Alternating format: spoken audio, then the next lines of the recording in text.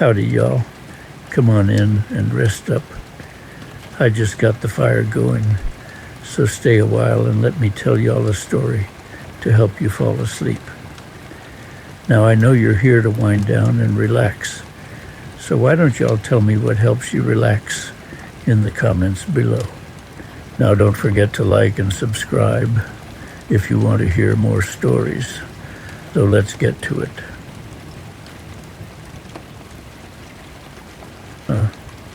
Well, I got one that ain't just about fish, though there were plenty of them involved. This one's about humanity, I guess. It was back when I was a young buck, barely out of my teens and full of more vinegar than sense, drafted into the Army during that mess in Vietnam. I wasn't a soldier, really, more of a logistical fella they stuck me with.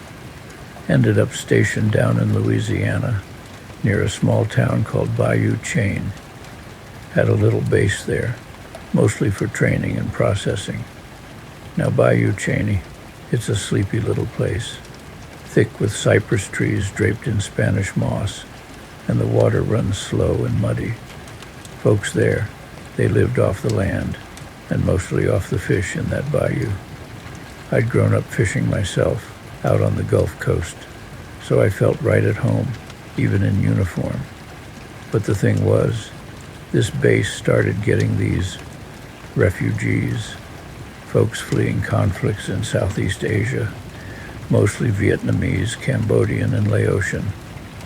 They were scared, confused, didn't speak a lick of English, and about as familiar with Louisiana as a polar bear would be. They'd been through hell. You could see it in their eyes, losing their homes, their families, everything.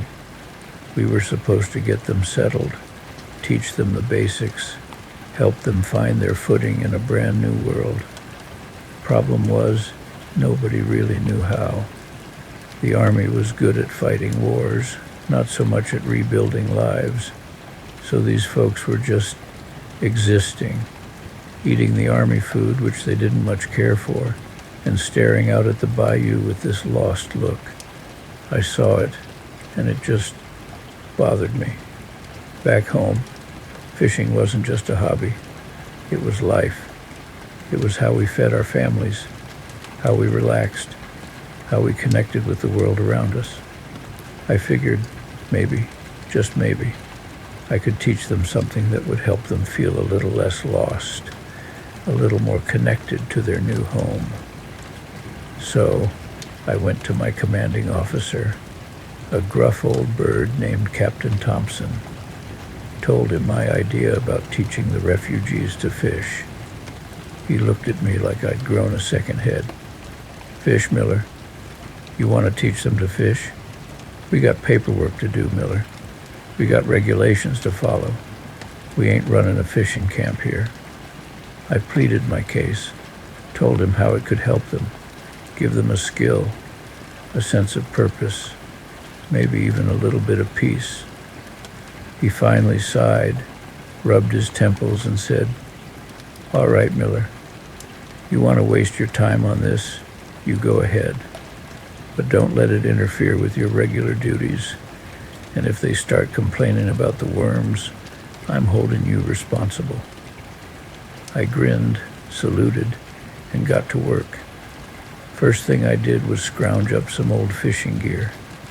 The base had a storage shed full of forgotten supplies, and I managed to find a few rusty rods and reels, some tangled fishing line, and a box of rusty hooks. Next, I had to find someone to translate. I found a young Vietnamese woman named Mai, who had learned some English in a refugee camp before coming to Louisiana. She was quiet, but her eyes were sharp, and she was eager to help. Together, we rounded up a group of refugees, maybe a dozen or so, men and women, young and old. They looked at me with a mixture of curiosity and suspicion. I could tell they didn't quite understand what I was trying to do. I took them down to the bayou, showed them the gear, and started explaining the basics, casting, reeling, baiting the hook. It was slow going. Language was a barrier, of course, but so was culture. They weren't used to this. They were farmers, shopkeepers, teachers, not fishermen. The first few days were a disaster. Tangled lines, lost hooks, and a whole lot of blank stares. They were frustrated. I was frustrated. And Mai was running herself ragged trying to translate everything. One old man, he was probably in his 70s, he looked at me with a sad smile and said something to Mai in Vietnamese. She translated, "He says he is too old for this. He will never learn." I knelt down beside him, took his gnarled hand in mine and said, "Sir, you are never too old to learn, and you don't have to be a master fisherman to catch a fish. Just be patient and listen to the water." I showed him again, slowly, how to bait the hook, how to cast the line, how to feel for the tug of a fish. He watched me carefully, his eyes filled with a quiet determination. And then it happened. He got a bite. His eyes widened. He gripped the rod tight, and he started reeling. The line sang as the fish fought back. He struggled, but he kept at it, his face flushed with exertion. Finally, he landed it. A small bream, no bigger than my hand, but to him it was a trophy.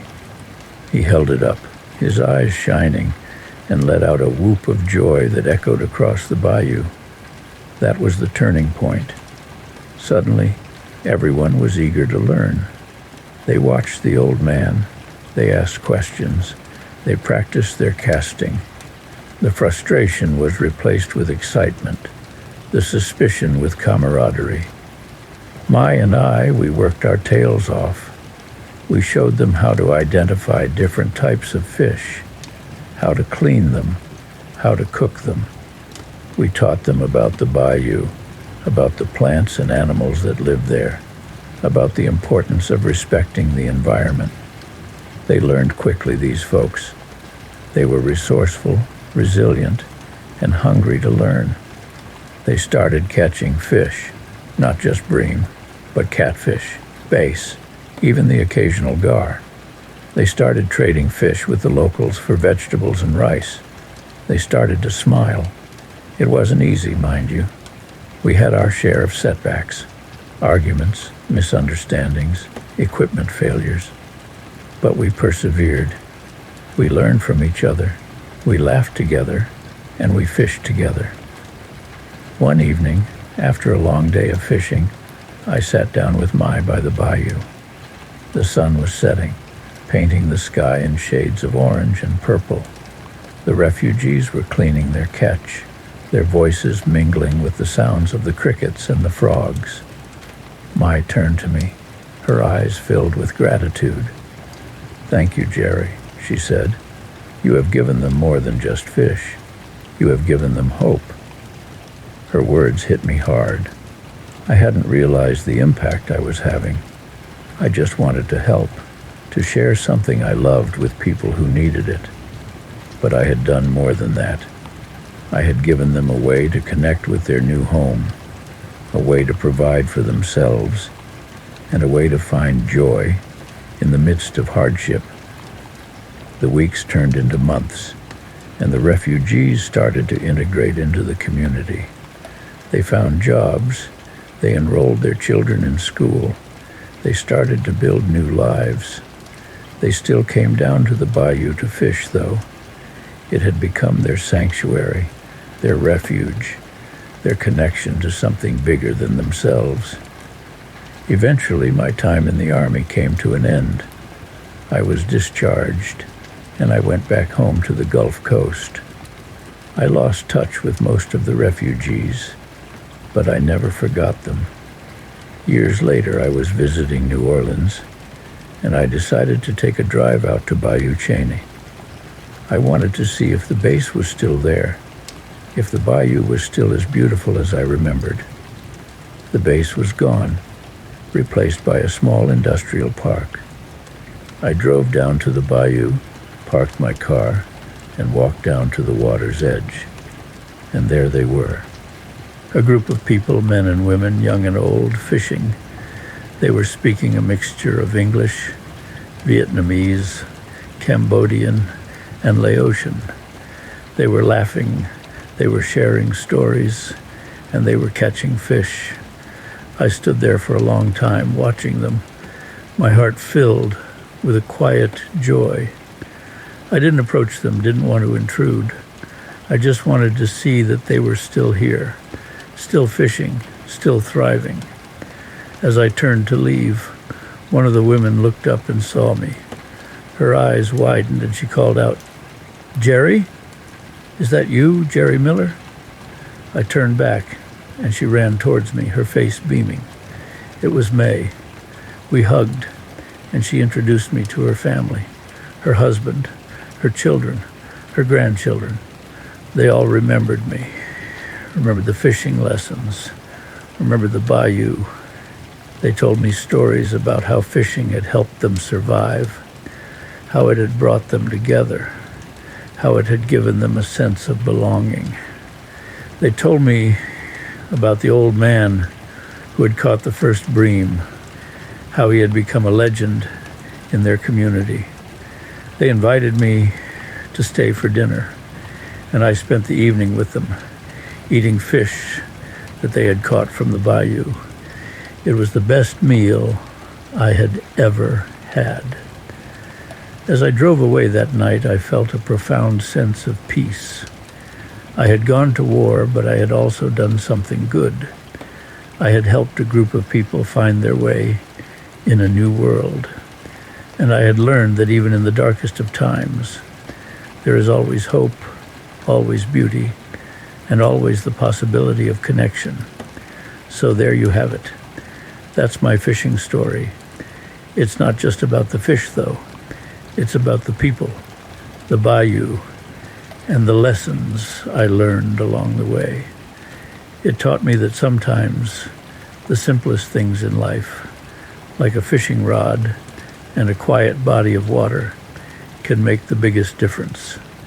And that, friend, is a lesson worth more than all the fish in the sea.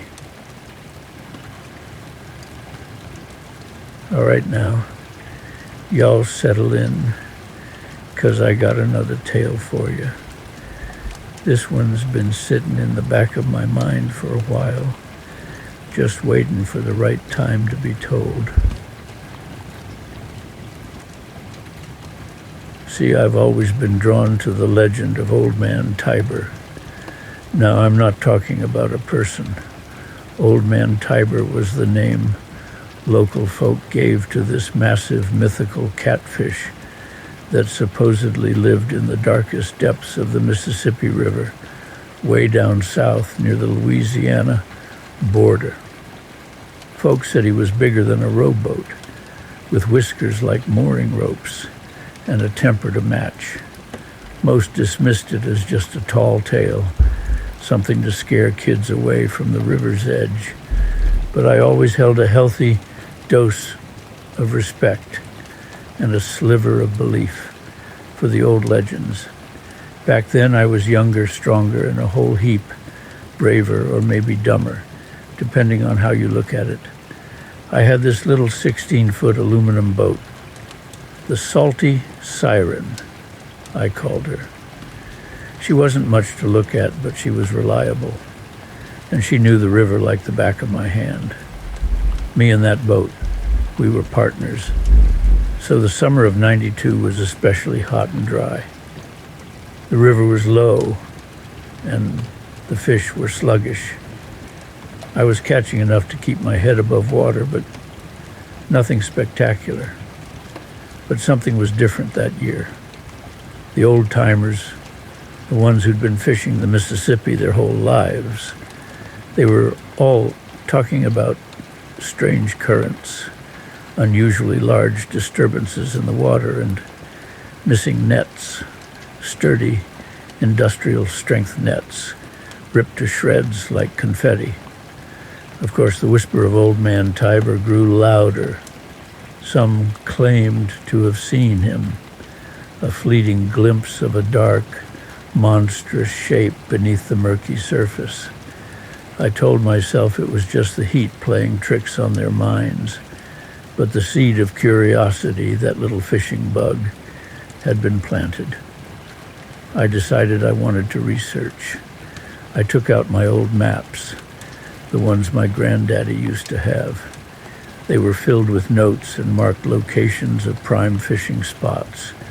I scoured them, and the details that were drawn up matched all the old legends and sightings of Old Man Tiber, and discovered it all centered around a particularly deep bend in the river, known as the Devil's Elbow.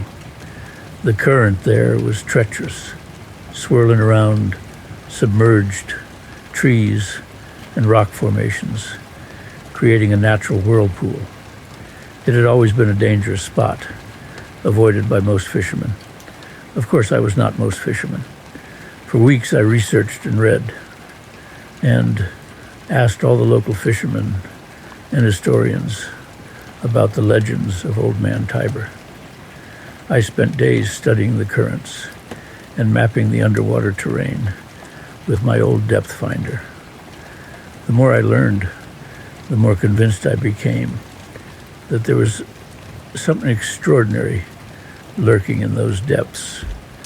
Now, I'm not usually one for fancy equipment. I'm more of a hook, line, and sinker kind of guy. But if I was going after something legendary, I knew I needed up my game. So I went down to Cletus's Bait and Tackle, the only decent shop for miles, and I told him my plan. Cletus, he was a grizzled old cuss with a walleye-shaped birthmark on his cheek and a permanent smell of catfish stingbait clinging to him. He listened to my story with a skeptical glint in his eye. Old Man Tiber, huh? You gone loco, Jerry? That's just a myth, a story to scare greenhorns. Maybe, I said, but I'm going to find out for myself. Cletus chuckled, a dry, raspy sound, like sandpaper rubbing against wood. Well, if you're dead set on it, I reckon I can help you out. But don't come crying to me when that monster rips your arms off. He sold me the heaviest duty rod and reel he had, the kind used for deep-sea fishing. The line was braided steel, thick enough to tow a car. He even threw in a special, extra-large hook, one he swore was big enough to snag a small whale. For bait, I did some research. Some say that the old river monsters like the taste of bullhead catfish, and some say they like bluegill. I rigged my line up with a huge live bluegill, hooked right through the back, and added a massive weight to get it down to the bottom.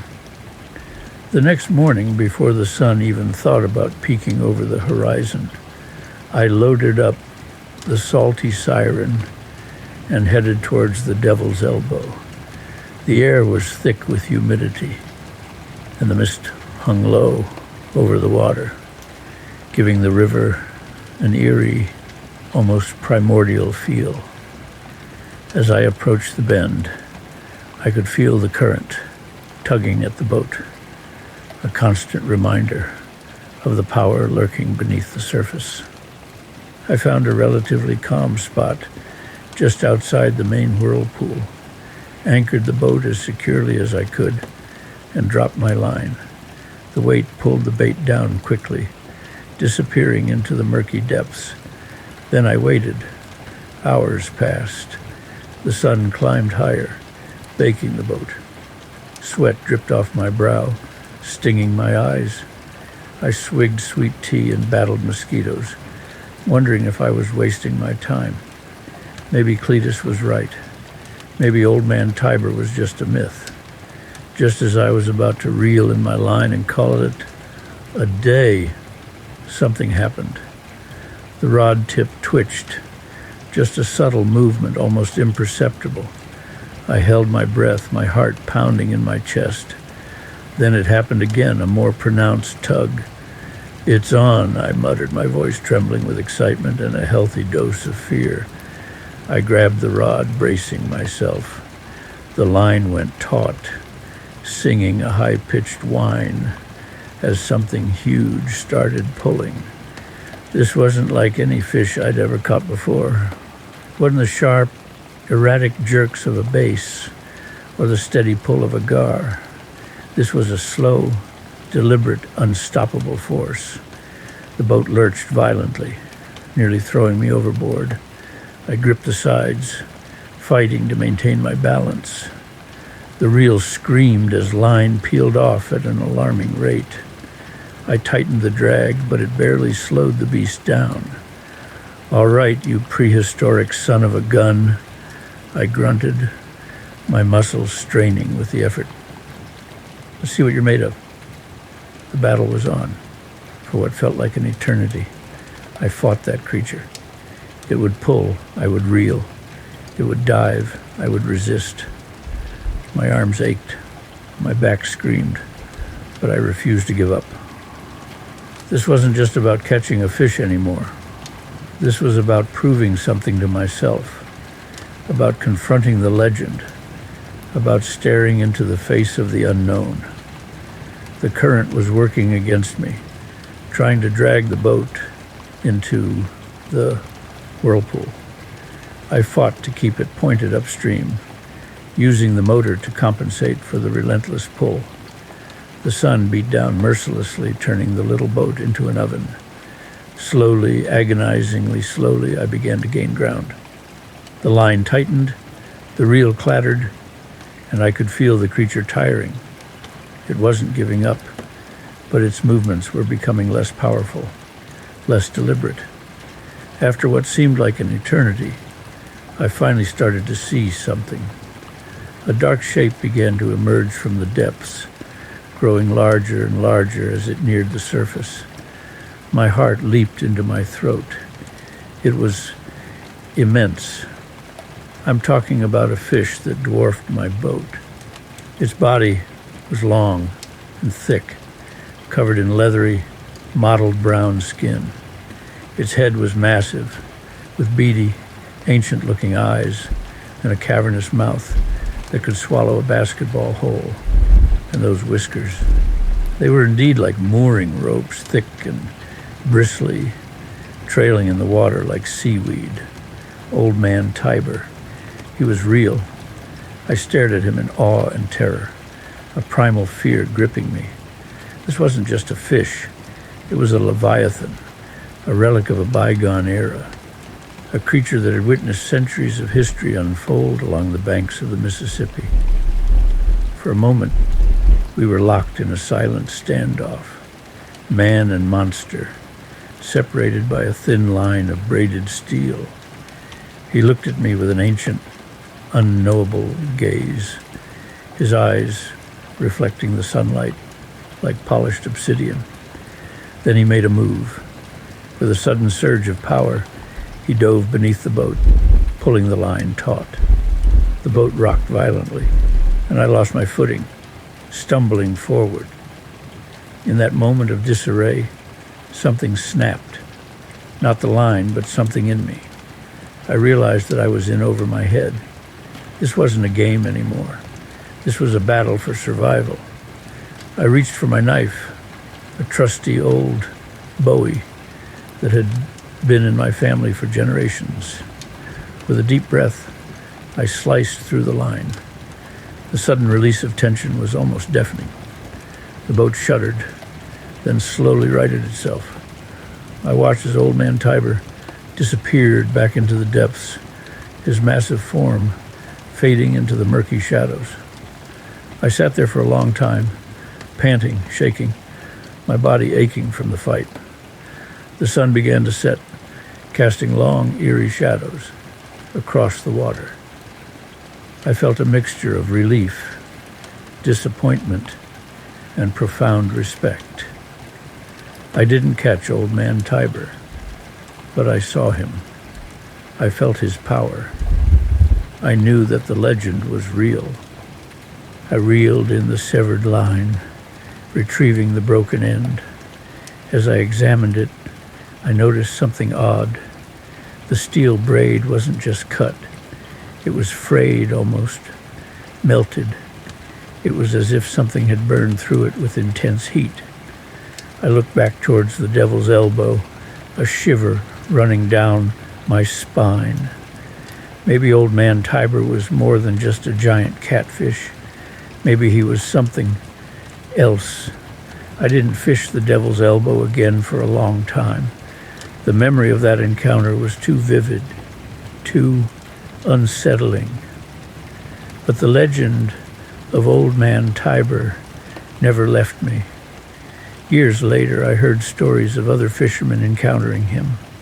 Some claimed he was still guarding the depths of the Mississippi, a silent sentinel of the river. Others said he had moved on, seeking new territories, new waters to dominate. I don't know the truth, but I do know this. There are things in this world that we can't explain, things that defy logic and reason. And sometimes the best thing we can do is to respect those mysteries and leave them undisturbed. As for the Devil's Elbow, well, it's still there, swirling and churning, a reminder of the day I came face to face with a legend. And every time I pass it, I can't help but wonder if Old Man Tiber is still lurking down there, waiting for the next unsuspecting fisherman to challenge his dominion. Y'all hang tight. I ain't done yet. Just gotta let this next story settle in my mind like a good cast sitting in the water. I'll be right back. And when I do, you best believe it'll be worth the wait. Well, let me tell you about the summer of the snapper, as me and the boys used to call it. Must have been, Lord, time flies like a hummingbird in a hurricane. Must have been back in, let's see, must have been around 30-something, maybe 34, 35. Still had a full head of hair then, and my back didn't creak like this old porch swing every time I stood up. Yeah, 30-something. That was a hot summer, hot and heavy down here in Louisiana. The kind of heat that sticks to you like a wet shirt and saps the energy right out of you before you even pour your first cup of coffee. The Gulf, though, that was always a little bit cooler, a little bit of a breath of fresh air, even steamy as it could get. That year, the red snapper were running thicker than fleas on a hound dog in July. You could practically walk across the water on their backs, or so it seemed. Every fisherman for miles around was out there chasing them, myself included. I had my boat back then, the Salty Dog, a sturdy old girl she was, built for these waters. Not fancy, mind you, but reliable as the sunrise and twice as ornery when she didn't want to start. Anyway, me and my buddy, Dale. Poor Dale. He's gone on to the big fishing hole in the sky now. We decided we were going to make a killing that summer. Snapper were bringing a good price at the market, and we were both young and, maybe a little too full of ourselves. We thought we were the kings of the Gulf, knew everything there was to know about fishing. Youthful arrogance, that's a powerful current, stronger than any tide. We'd head out before sunrise, chugging out past the breakers, further than most folks were willing to go. We knew about a few spots, old reefs and wrecks that held snapper like nobody's business. And we were catching them, oh Lord, were we catching them? Big old beauties, crimson red, fighting like they had a personal vendetta against your fishing rod. Our boat would be loaded down by midday, near sinking sometimes. We packed them in so tight. We were greedy, plain and simple, chasing the money, chasing the glory of the biggest catch, the most fish. We weren't thinking about much else. Not the beauty of the sunrise over the water, not the way the dolphins would play in our wake, not even the simple pleasure of just being out there on the Gulf. Just fish, fish, fish, and more fish. One day, we were out further than usual. Dale had heard tell of a new wreck, way out past the 20-mile mark, supposed to be swarming with snapper the size of dinner plates. Now, usually I was a bit more cautious, stuck closer to what I knew. But Dale, he was always the adventurous one, pushing the boundaries, and the lure of those big snapper, it was too strong to resist. So we went, chugged and chugged further and further out. The water got deeper, darker blue, almost black. We reached the coordinates Dale had, and sure enough, the fish finder lit up like a Christmas tree. Schools of snapper, thick as thieves, all around that wreck. For a while, it was heaven for a fisherman. Drop your line, bam. Fish on. Reel it in. Another big snapper. We were pulling him up one after another. Barely had time to rebait our hooks. The sun beat down. Sweat dripped off our noses. But we didn't care. We were in fishing paradise. But then the wind started to pick up. Just a little breeze at first, nothing much. But then it got stronger and stronger. The sky started to turn a funny color, kind of a bruised purple-gray. I looked to the east, and I saw it, a line of dark clouds, low and angry, coming at us fast. "Dale," I said. "I don't like the look of that." Dale, he was busy hauling in a snapper that must have weighed 10 pounds, all muscle and fight. "Relax, Jerry," he said, grinning. "Just a little squall. We've seen worse." Maybe we had, but something felt different about this one. The air felt heavy, electric almost. The waves were starting to chop up, the boat rocking harder. "Dale, we need to head back," I said, my voice getting a little sharper. "Now." He finally looked up, took a look at the sky, and his grin faded. "Yeah," he said, "maybe you're right."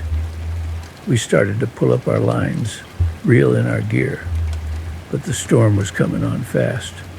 Faster than we could have imagined. By the time we got the anchor up and the salty dog pointed back toward shore, the wind hit us full force. It was like a giant hand, smacking us sideways. Waves jumped up, big and angry, spraying over the bow, soaking us to the bone in an instant. The sky turned black as pitch, and the rain started. Not a gentle rain, but a torrential downpour, stinging our faces like buckshot. Visibility dropped to nothing. We couldn't see shore, couldn't see anything but the angry gray water and the wall of rain. The salty dog was tossing and turning like a cork in a bathtub. Waves were crashing over the sides, filling the boat with water. The engine was screaming, trying to power us through the storm, but it felt like we were hardly making any headway.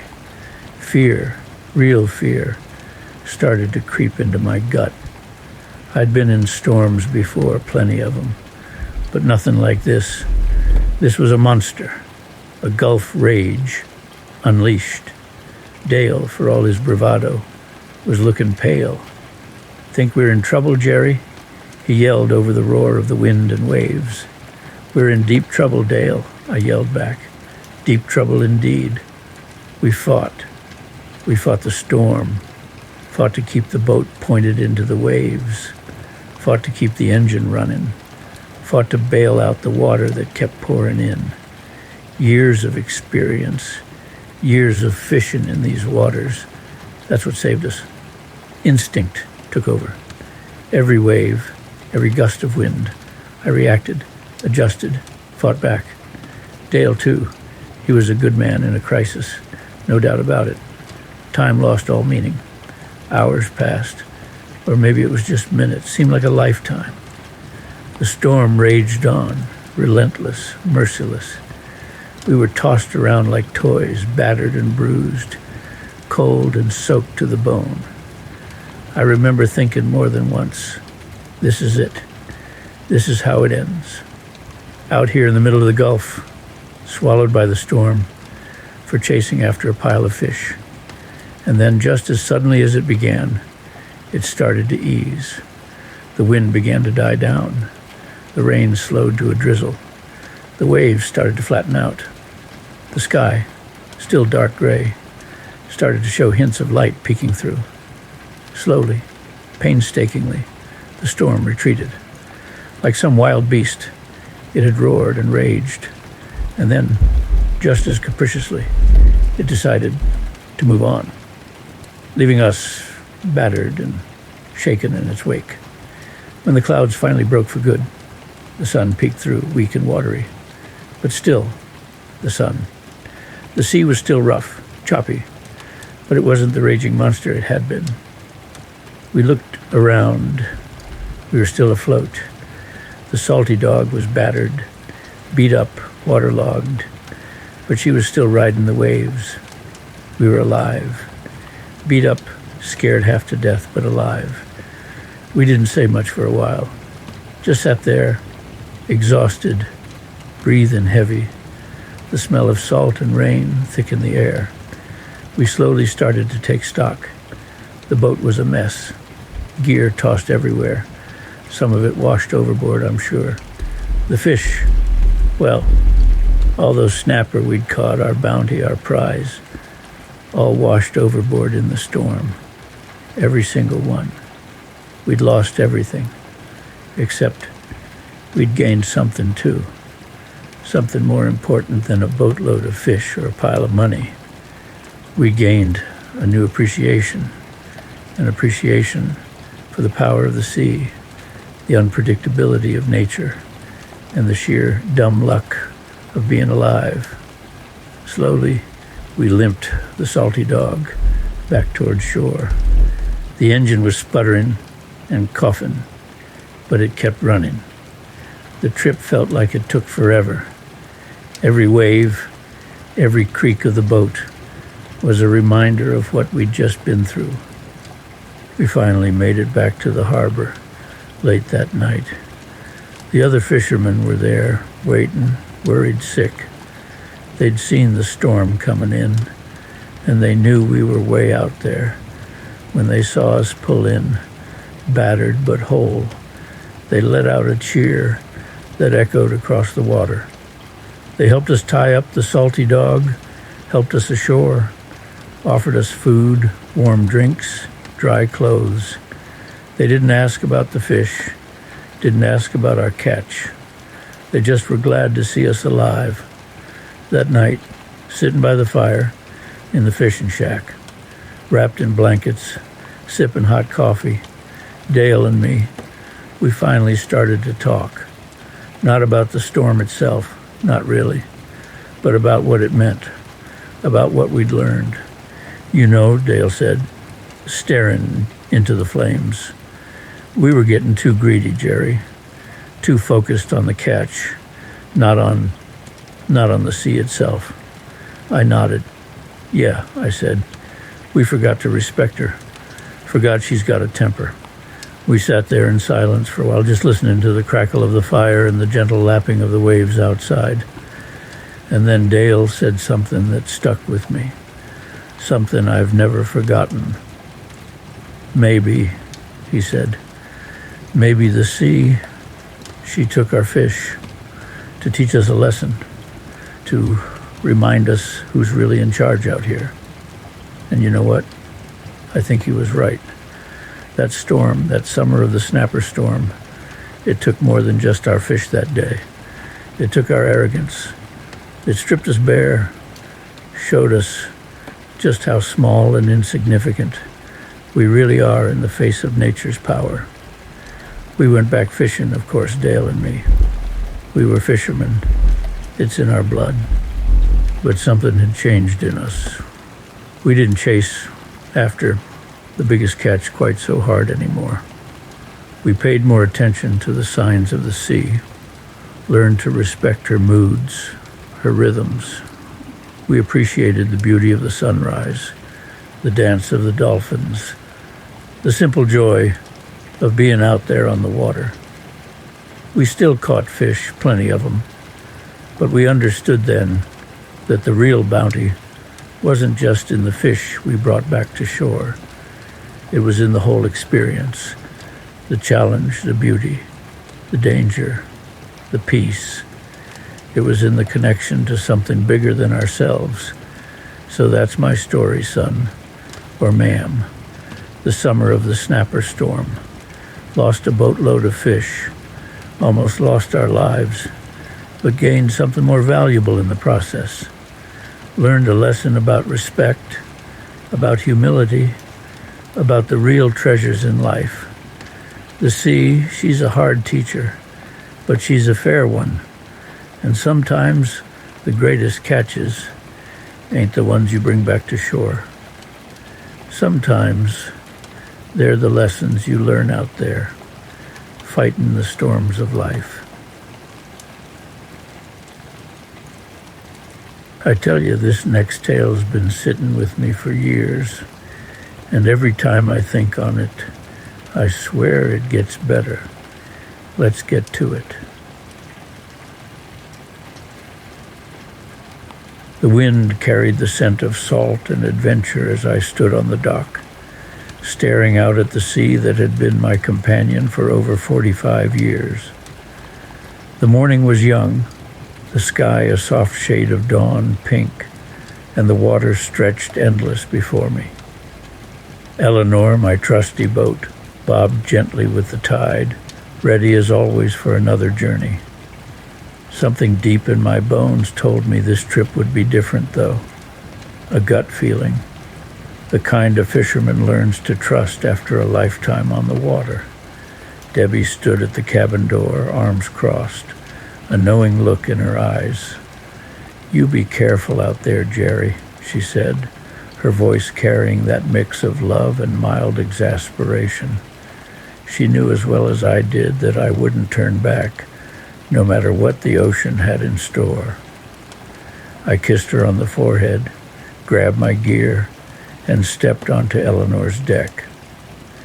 The engine rumbled to life beneath me, the sound a comforting promise that she was as ready as I was. The sea was calm at first, an easy ride as I made my way toward deeper waters. The sun climbed higher, warming my back, and the familiar solitude settled in. It was just me and the open water, the only company the occasional gull circling above. I cast my first line, waiting, watching, knowing that patience was the true art of fishing. It started as a subtle tug, a teasing motion that sent a thrill through my fingers. Then suddenly the line pulled hard, nearly yanking the rod from my grip. I planted my feet and reeled in, my muscles straining against the force. Whatever was on the other end was strong, determined, a fighter. Minutes stretched into what felt like an eternity. The fish wasn't giving up, and neither was I. The boat rocked as waves crashed against the hull, the fight between man and fish playing out in the heart of the deep. With each pull, I felt the power of the sea, the thrill of the chase, the unspoken respect between predator and prey. At last, the silver body of the fish broke the surface, glistening in the sunlight. A massive tuna, the biggest I had seen in years. I hauled it onto the deck, breathless, victorious. My hands shook with exhaustion, but my heart pounded with satisfaction. This was why I came out here, why I answered the call of the water time and time again. The sky darkened too quickly, the air thick with the scent of an approaching storm. I had seen enough storms to know this one wasn't going to be gentle. The waves grew restless, slamming against Eleanor's sides. I needed to head back before it was too late. Lightning split the sky, followed by the deafening roar of thunder. Rain pelted down in sheets, blinding me as I fought to steer Eleanor through the chaos. The boat lurched, nearly tipping as the waves swelled around me. My grip on the wheel tightened, knuckles white as I battled the sea's fury. For hours I wrestled against the storm, every inch of my body screaming with effort. The world was reduced to darkness and crashing water. I had been through rough seas before, but this was something else. The ocean had turned against me, and I was at her mercy. Then, as suddenly as it had come, the storm's rage softened. A strange stillness settled over the water, an eerie calm. I took a deep breath, shaking, soaked to the bone. But the battle wasn't over yet. The storm had passed, but I was left adrift. The sea stretched endlessly around me, and I had lost my bearings. My radio was silent, my compass spinning wildly. I needed to find my way home. The ocean, calm as it seemed, held unseen dangers. Strange shadows moved beneath the surface, and I knew that I was not alone. The deep had its own rules, and I was just another traveler passing through. Supplies were running low. The fresh water I had brought was nearly gone, and my stomach growled with an ache I tried to ignore. I cast my line again, hoping for another catch, something to keep me going. Night fell, bringing with it an unfamiliar loneliness. The stars above were my only company, their silent glow a reminder of how small I was in the vastness of the world. I whispered a prayer to Debbie, hoping she wasn't too worried. Morning brought a sliver of hope. A seabird landed on my deck, a sign that land wasn't far. My heart surged with renewed determination. I adjusted my course, following the bird's path. As the sun rose higher, a shape emerged from the mist. An old wreck, half sunk, drifting aimlessly. I approached cautiously, wondering what stories it held, what sailors had once called it home. Far on the horizon, a light flickered. A ship, a lighthouse. I couldn't be sure, but I set my course toward it, my spirit lifting with each passing moment. The waves grew rough again, testing my resolve. I gritted my teeth and pushed forward, the promise of safety driving me through the hardships. Land. At last I saw it, a thin line on the horizon, growing larger with each minute. My heart pounded. I was almost home. As I pulled into the dock, Debbie was there, waiting. She ran to me, her eyes filled with relief. "Took your time, didn't you?" she said, smiling through her worry. I laughed, pulling her close. The sea had tested me, but I had made it back. And as long as I had strength left in my body, I knew I would return to its call again. Hope you're ready, because this next story's got a pull to it, just like a big one on the line. Let's get to it. Ah, yes, there was that time, down on the Black River, back in, oh lordy, must have been around 88, maybe 89. Time flies faster than a hummingbird in heat, I'm telling you. Now the Black River. Beautiful place it is, or was back then. Still pretty now, I reckon, but different. Things always change, don't they? Anyway, back then, the Black River was wilder, less touched, you could say, especially down past the old paper mill. Now that paper mill, that's important to this story. It wasn't the cleanest operation, not by a long shot. They used to dump all sorts of, well, let's just say things you wouldn't want swimming in, right into the river. Folks around here, we knew it, but back then, nobody said much. Jobs were jobs, you know. Keep your head down, keep your mouth shut and keep fishing. And fish I did. Black River catfish were legendary. Big, meaty, tasty. Well, most of them were. I had my favorite spot, a little bend in the river, about 3 miles downstream from the mill. Deep hole there, with a big old cypress tree leaning over the water, roots all tangled in the bank. Perfect catfish hangout. I used to go there every chance I got, early mornings mostly, when the river was still misty and quiet, just the sound of the water and the birds waking up. Peaceful, calm, just what an old fisherman needs. Now usually, I'd catch your regular run-of-the-mill catfish there. Blues, channels, maybe a flathead if I was lucky. Good size, maybe a couple of pounds to 10, 15 on a really good day.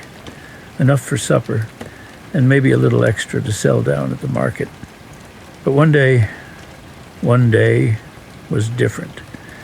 It was a day just like today, actually. Warm, sunny, little breeze kicking up.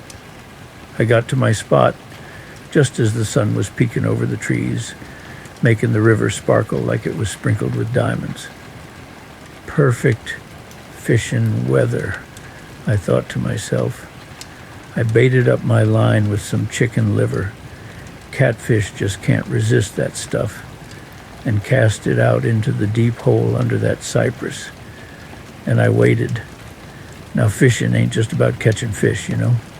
It's about the waiting, the thinking, the watching the world go by. It's therapy, pure and simple. Just me, the river, and the quiet of nature. I was leaning back against that cypress, closing my eyes, just listening to the river gurgle by, when bam, my pole nearly jumped right out of my hands. Now, I've had big catfish hit my line before, but this was different. This wasn't no gentle tug. This was like hooking into a runaway train. My reel was screaming, line peeling off like it was on fire. I grabbed that pole tight, braced myself against the bank, and set the hook hard. Whatever was on the other end of that line, it was big, really big. The fight was on, and boy, what a fight it was. This fish pulled and tugged, dove deep, ran sideways, everything it could to get away. It was like fighting an underwater tractor. I'm telling you, my arms were aching, my back was creaking, sweat was beading up on my forehead. But I wasn't about to give up, not after a hit like that. I've been fishing too long to back down from a challenge. Now usually, when you're fighting a big fish, you can kind of feel what it is, the way it pulls, the way it shakes its head. You get a sense of whether it's a catfish, a bass, a carp, whatever. But this was something else. It felt different, heavier, stronger, angrier somehow. And the longer I fought it, the more uneasy I started to feel. After what felt like an eternity, but was probably only about 20 minutes, I started to gain some ground. Slowly, inch by inch, I started to crank that reel, pulling the fish up from the depths. And then I saw it. It surfaced about 50 feet out, thrashing and splashing like a wounded whale. And that's when I got my first good look at it.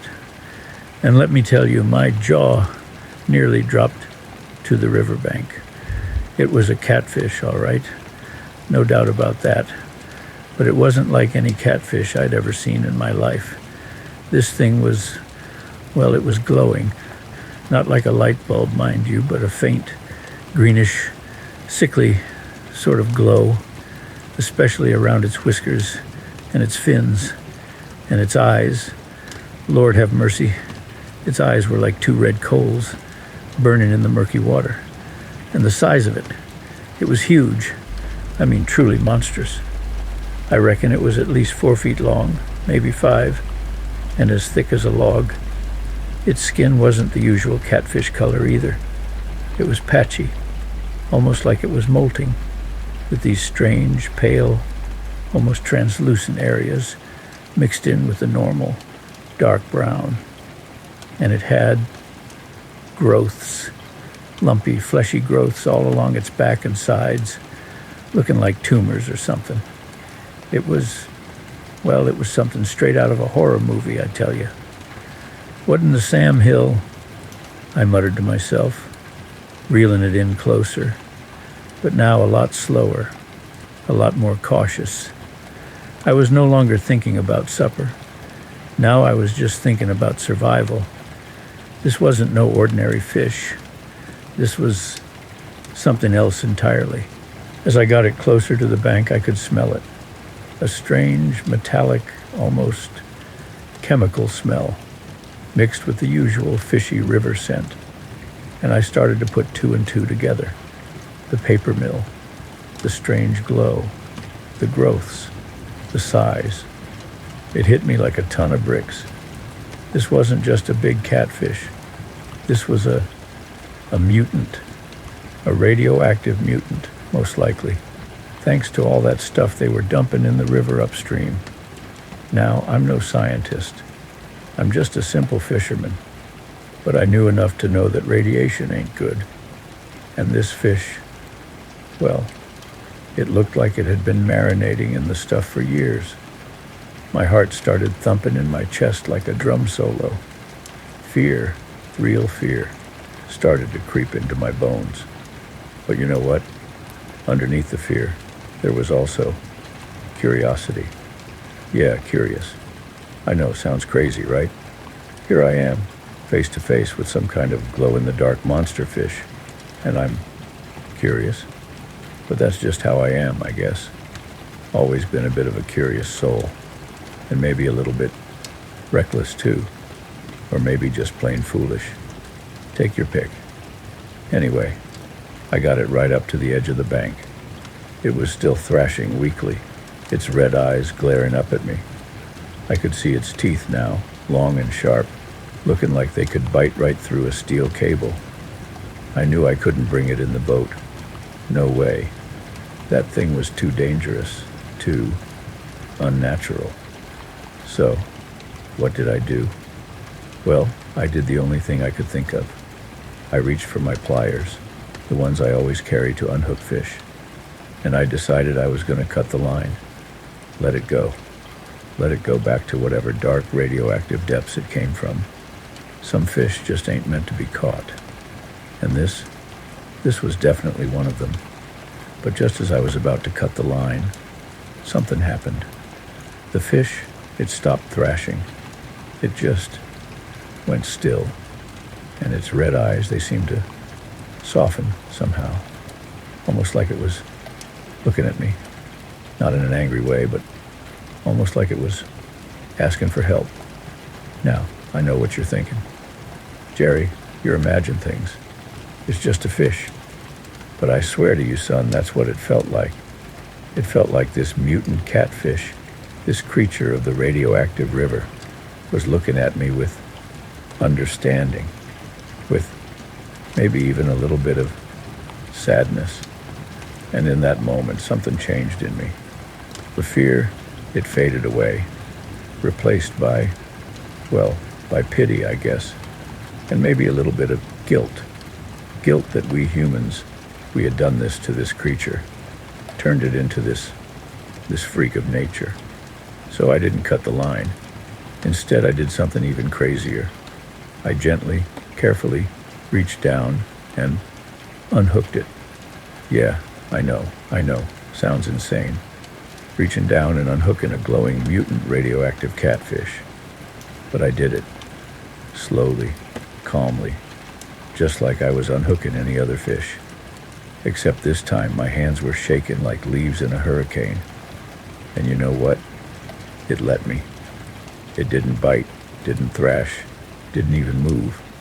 It just lay there, still as a stone, while I worked the hook free.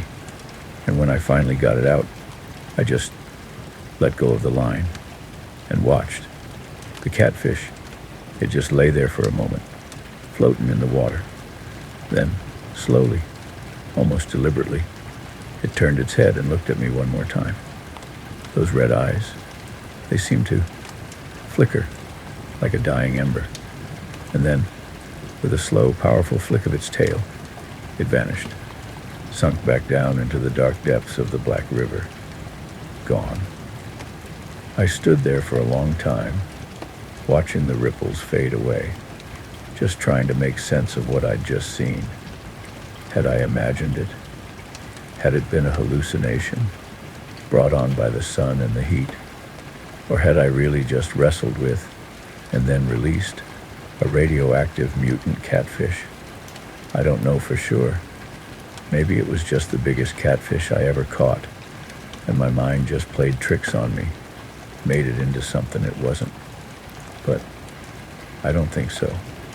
I think deep down, I know what I saw that day, and I know why I let it go. I packed up my gear that day and walked back to my truck, a lot quieter than when I'd arrived. Didn't catch another fish that day. Didn't even want to.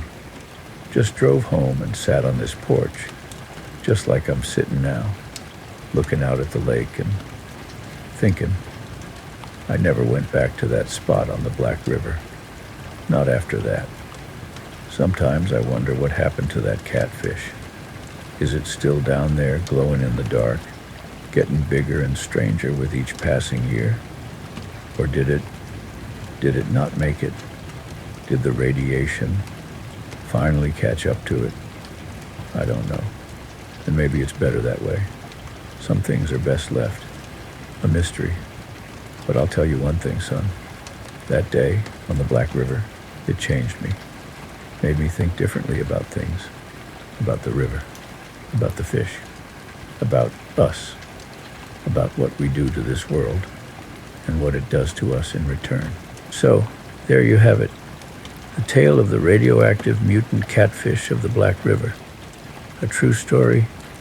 Well, that's for you to decide. But I swear, every word of it is as true as I remember it. And in the end, maybe that's all that matters, eh?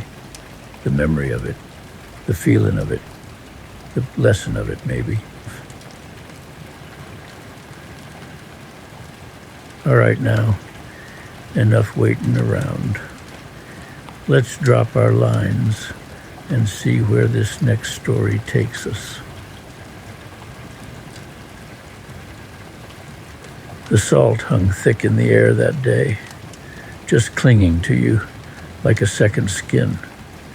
I reckon it was late August, the kind where the sun beats down on the Gulf like a blacksmith's hammer, making the water shimmer and dance.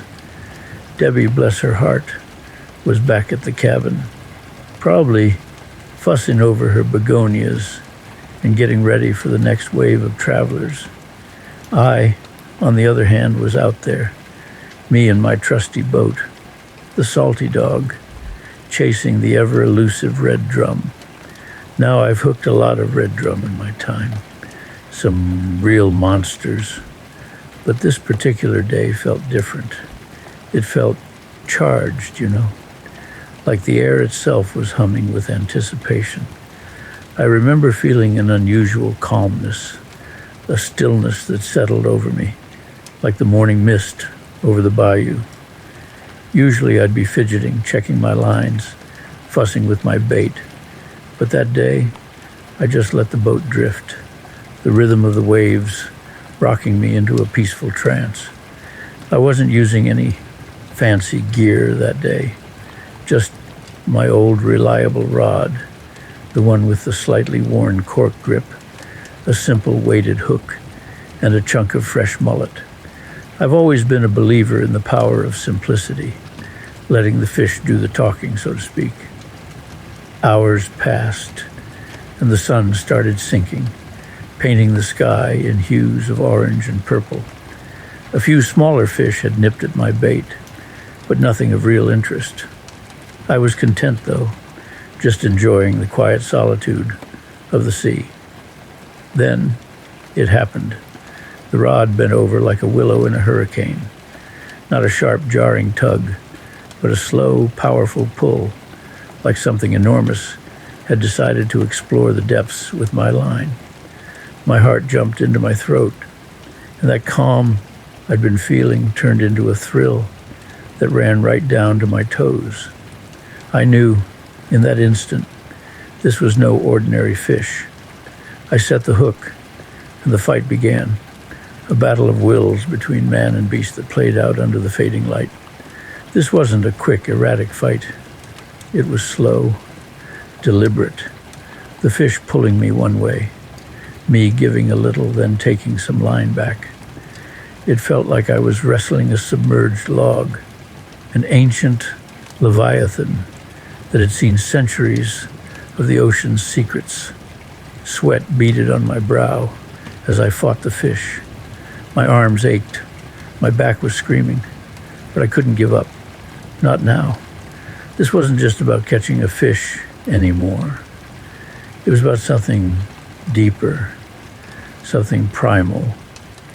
It was about the connection between a fisherman and the sea, a respect for the power that lay beneath the surface. The sun had dipped below the horizon, and I was fighting under the soft glow of the moon. The stars started to appear, twinkling like diamonds scattered across a velvet cloth. I couldn't see the fish yet, but I could feel its immense power, its resilience. I started to think I might lose, but something deep inside me wouldn't let me quit. And then, after what felt like an eternity, I saw it, a flash of silver in the moonlight, then another.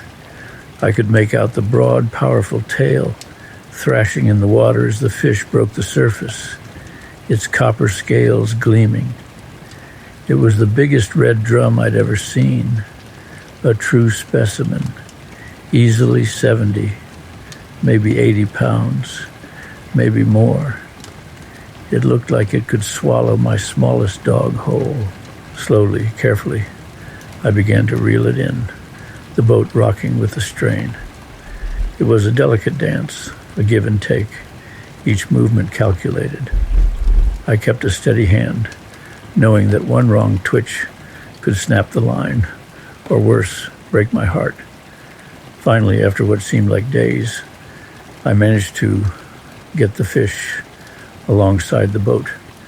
I could see it clearly now, its big, soulful eye looking back at me. Now some might say I was foolish, but instead of pulling him aboard, something made me pause. I just stared at him, mesmerized. There he was, majestic and strong.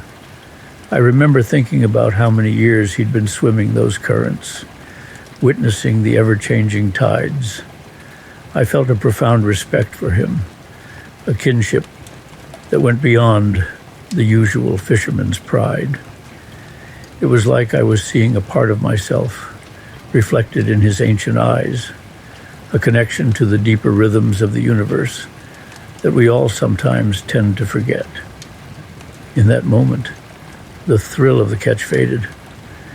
I knew that pulling him into the boat, taking him away from his home, just didn't feel right. So I did something I never usually do. I took my knife and carefully cut the line.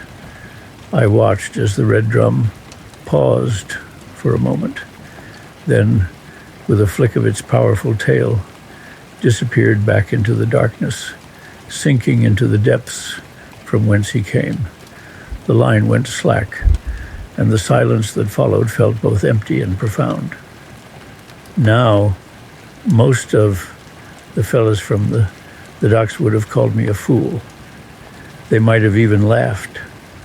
Why would I release a fish like that? I could have bragged about it for years, but I didn't care. The memory of that encounter, that silent understanding between man and fish, was worth more than any trophy I could ever hang above my mantle. I pulled in my line, packed up my gear, and headed back to shore. Debbie was waiting for me, a worried look on her face, but I just smiled and told her, "I caught a big one, Debs, the biggest one I've ever seen." She asked how big in pounds, and I told her. "Oh dear," she said, "that would have been a great feast for the travelers." I just chuckled and said, "But this one, Debs, I'll remember forever." And you know what? I still remember it like it was yesterday. The salt, the sweat, the fight, the gentle release. That's the thing about fishing, friend. It's not just about the catch. It's about the journey.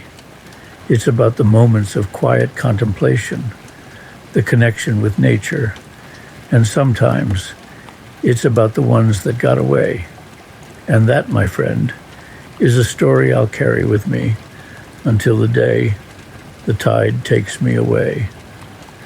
Now, how about another glass of tea? Well, now, I sure hope y'all enjoyed those stories as much as I enjoyed telling them. Ain't nothing better than sitting back, swapping tales, and feeling like we're all out on the water together. I'll be back tomorrow, same as always, with another one for you. Maybe something that'll have you smelling the bayou air or feeling that tug on the line, like you're right there with me. Till then, y'all rest easy, keep your spirits high, and don't forget, the best stories are the ones we carry with us. See y'all soon, and please feel free to sit back and enjoy the sounds of nature.